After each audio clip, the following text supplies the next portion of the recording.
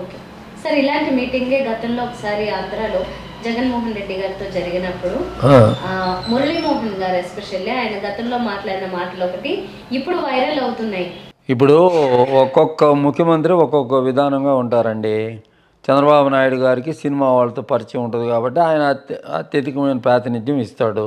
అదేవిధంగా ఎన్టీ రామారావు గారు, చెన్నారెడ్డి గారు సినిమా వాళ్ళతో బాగుండేవాళ్ళు కాబట్టి అప్పుడు బాగుండేవాళ్ళు. ఎవరు కూడా సినిమా వాళ్ళు ఎప్పుడు కూడా ఈ విధంగా రాజకీయాలతో సంబంధం లేకుండా ఉండేవాళ్ళు.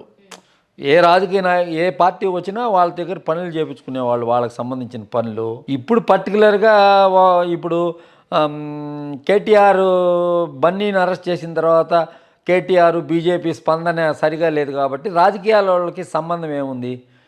పర్సనల్గా జరిగిన వ్యవహారానికి సినిమా వాళ్ళు కాబట్టి ఆ రకంగా సినిమా గ్లామరు ఈ గ్లామర్ను వాడుకుందాం అని అనుకున్నారు కాబట్టి ఇంతకుముందు ఎప్పుడు ఈ విధంగా లేదు. సినిమా వాళ్ళ వ్యవహారంలో ఏ గవర్నమెంట్ వచ్చినా జై అనేవాళ్ళు.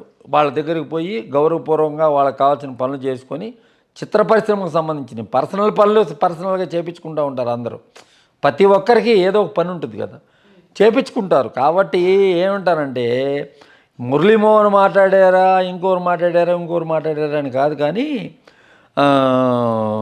ఇప్పుడు జగన్మోహన్ రెడ్డి తప్పు చేశారు, తప్పు చేసినప్పుడే మాట్లాడి ఉండొచ్చు కదా. ఇప్పుడు అయిపోయిన తర్వాత, ఇప్పుడు ఆయన అధికారంలో దిగిపోయిన తర్వాత మేము జగన్మోహన్ రెడ్డి ఆ రోజు తప్పు చేశాడండి, ఆ రోజే మీరు చెప్పుండొచ్చు కదా. వెళ్ళిన డెలిగేషను మమ్మల్ని అగౌరవపరిచాడని చెప్పుండొచ్చు కదా.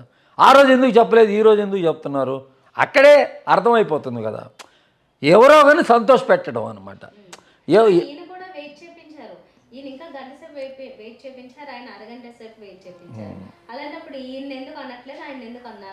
ఇక్కడ వీళ్ళు కలిసినది ఏమి లేదు కదా. మేము పలాని సమస్య మేము మిమ్మల్ని కలుస్తున్నామని ఏం చెప్పలేదు కదా. ఊరకనే వచ్చారు కదా.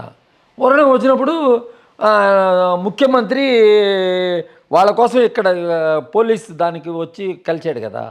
కాబట్టి ఏంటంటే దాన్ని మనం తప్పుగా తీసుకోవాల్సిన అవసరం లేదండి. ముఖ్యమంత్రి అంటే చేంజ్ ఆఫ్ ఎంగేజ్మెంట్స్కి కొంచెం చేంజ్ అయితే అలా ఒక half an hour 1 hour delay అవ్వచ్చు.